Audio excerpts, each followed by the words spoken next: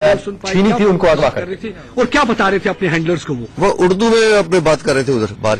अब ये हम जब बात कर रहे थे राजेश वर्मा जी से, वो कह रहे थे कि बार बार वो कुछ अल्फा और वो बात कुछ ऐसी यूज कर रहे थे कि वो अपने कमांडर से बात कर रहे थे। हाँ, वो कमांडर से बात कर रहे थे। मेजर साहब किसके लिए वर्ड यूज कर? वो मेजर वो जो आगे बैठा था, वो उसका हेड होगा ना, वो उसी से बात कर रहे थे। ये आपको किस जगह जाके उन्होंने फेंका है? फिर उसके बाद हमें तो पूरे पता नहीं चला। हमें जो आंखों से उन्होंने बंद कर दिया, हमारा मुंह बंद कर दिया और नीचे रख दिया, तो बाजू पीछे बांध कर।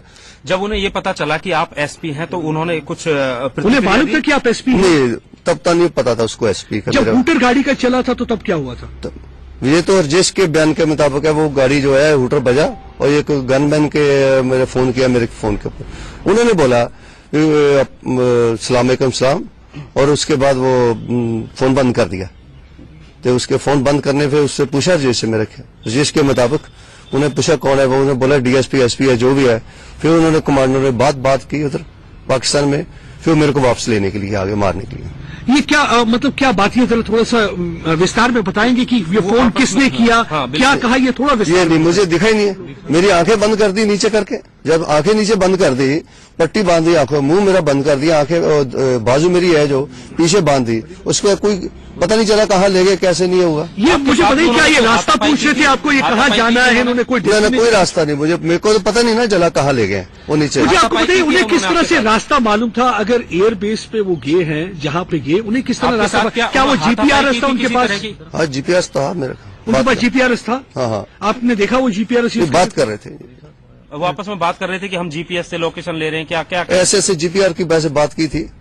हाँ जी, उसमें क्या बात की थी? जो भी मेरा जो समय था बहुत कम था, जो मेरे बाजू करने के लिए बंद कर दिया। बंद करके मुझे काफी दूर जाके और जहाँ जगह थी उधर उन्होंने फेंक दिया, और मेरे को और मेरे वो जो है जो कुक है उसको बांध के कहा झाड़ियों में हमें धक्का दे दिया। एक बात बताइए, देखिए आप जीपीआरएस था, उनको कैसे मालूम था ये रास्ता जिस जगह पे वो गए? क्योंकि उन्होंने ना आपसे रास्ता पूछा, राजेश वर्मा जी से भी हमने बात की, उनसे भी रास्ता नहीं पूछा। तो किस तरह से वो गाड़ी को लेके उस डेस्टिनेशन अमृतसर एयरपोर्ट? ये नहीं मुझे पता, कैसे पता नहीं है।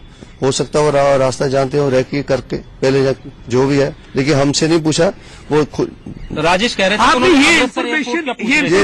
थे जिससे पूछो, और ज्यादा टाइम वो था उसके पास। आपको कितनी देर पहले आपको उन्होंने धकेल दिया था गाड़ी से? हाँ, दोनों मेरे और मेरे कुक को बांध कर वो उधर धकेल दिया था। वो ऐसा क्यों हुआ कि जैसे कि राजेश जी पे उन्होंने हमला किया, आप पे हमला नहीं किया? आपको क्यों उन्होंने छोड़ दिया? हमला तो बाद में किया, जब उन्होंने पता चला कि जो एसपी है या डीएसपी है। फिर उन्होंने बोला जी आप जिसको भी जे तूने धोखा किया हमसे, तेरे को इंजाम इसका भुगतना पड़ेगा। अगर ये पहले उसको पता चलता मेरा, तो उन्होंने उधर ही मार कर जाना था मुझे। तो राजेश के इसके बाद में चाकू उन्होंने मारा? हाँ, बाद में मारा उनको। और आपको वापस ढूंढने भी आए थे? हाँ, ढूंढने भी आए थे मुझे। आपको जब फैंट दिया उसके बाद आपने क्या किया? हमें उसके बाद आपने क्या किया? मैंने काफी देर उधर रुका, और उसके बाद मैंने बाजू अपनी जो है पीछे रखकर बांधी हुई थी, मेरी आंखों में पट्टी बांधी हुई थी, मुंह मेरा बिल्कुल बंद था। और थोड़ी देर काफी देर मतलब होगी थी, उसके बाद मैं ट्राई किया, कोशिश की कि अगर बाजू कहीं ना कहीं मेरा खुल जाए। फिर मैं थोड़ा सा कोशिश करने का देखा कि ये खोल के अगर कोई आदमी हुआ इधर तो वो मुझे आवाज जरूर लगाएगा भी क्या कर रहा है। फिर मैं 10 मिनट देखे, कुछ बातें हरकत नहीं हुई। उसके बाद फिर मैंने ट्राई किया भी एक बार फिर देखो। फिर बाजू जो जैकेट थी जो मैंने पहनी हुई है, यही जैकेट से मेरी बाजू बांधी थी। एक सवाल बहुत आप वो खोल के कहाँ गए? उससे बात कहाँ है कि आप एसपी हैं जिले के और इतना सेंसिटिव एरिया है, आप इतनी रात को कैसे आ रहे थे? आप कहाँ थे? कहाँ से आ रहे थे आपके पास? और ड्राइवर भी ऑलरेडी वहाँ पे इनपुट्स थे।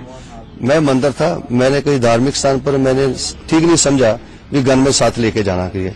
मैं धार्मिक नया साल था, वीरवार का दिन था, इसलिए मैंने मत्था टेकने गया 5 पीर उधर से मजार के ऊपर मत्था टेकने। ना ही मुझे रास्ता पहली बार उस साइड से गया था, नहीं तो कठुआ की साइड रास्ता है, मुझे पता ही नहीं था उस रास्ते का। अगर रास्ते का मुझे पता होता तो मैंने कभी जाना नहीं था। एसपी साहब, एक बड़ा इंपॉर्टेंट सवाल है, जब इंसान पुलिस की वर्दी पहनता है, एक ओथ लेता है कि कोई भी समस्या आ जाए तो आप देश की रक्षा करेंगे, आप उसके लिए करेंगे, लेकिन आपने तो बिल्कुल रेजिस्टेंस ही नहीं शो करी। आप बड़ी आराम से आपको उन्होंने आके बांध लिया, आपकी गाड़ी में बैठे, कोई रेजिस्टेंस नहीं। ऐसा क्यों है कि आप बिल्कुल भी कुछ नहीं कर पाए? 5 आदमी थे, मेरे अकेले से रेजिस्टेंस से क्या करता? सभी के साथ वेपन थे उनके पास, हम 2 ही आदमी जहाँ तो मेरे पास वेपन या गन में। लेकिन आप वर्दी पे वाले हैं, आप ओथ 4 और 5 थे। आपने ओथ ली हुई है, आप कहते हैं कि कुछ भी हालात पुलिस को जैसे भी हो, हम बिल्कुल हमने फ्रंट के ऊपर काम किया हुआ है टेररिस्ट के टाइम पर भी, अब भी कर रहे हैं, तो ऐसी कोई बात नहीं है। लेकिन इस बार क्या हुआ कि जो आप कुछ नहीं कर पाए, क्या वजह रही? और एकदम ही उसने हमारे नीचे उन्होंने रख दिया,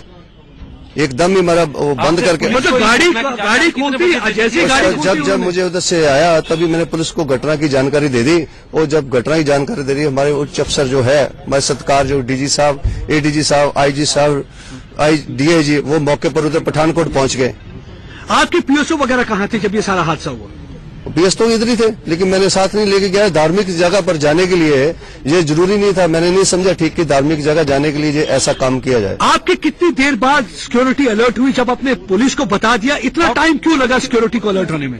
हमने तो मेरा दिमाग का इस्तेमाल ठीक ना, हमने जो इन्फॉर्मेशन देनी थी वो दे दी जो पुलिस को, और पुलिस में हरकत में आ गई और उन्होंने हमारे काफी नाके वगैरह लगा दिए। कहा यह जा रहा है कि पुलिस आपकी बातों पर काफी देर तक यकीन नहीं करती रही, कि उन्हें ऐसा लगा कि आप इस पूरे मामले में झूठ बोल रहे हैं या गुमराह कर रहे हैं। ऐसी कोई बात नहीं थी, और आपको पता चल गया मैं सच हूँ तो सच सामने आया। मेरी जिंदगी नहीं मिली है मुझे, और ये मेरे साथ क्या हुआ है, कैसे हुआ, क्या नहीं हुआ, कैसे मैं वापस उधर से लौटा हूँ, ये तो मैं जानता हूँ, जहाँ ऊपर वाला जानता है। लेकिन एक बात में आप कहते हैं कि आपको जिंदगी नहीं मिली है, लेकिन आपको लगता है आपको जो आपको इन्वेस्टिगेशन टीम वाले कुछ सवाल कर रहे हैं, कुछ सवाल अभी आपके एनआईए वाले भी आपसे मिले, क्या पूछ रहे हैं? क्वेश्चन पूछे, जो कुछ नहीं पूछा, जो अब सच था वो सामने आ गया है, जो सच था वो सामने आ चुका है।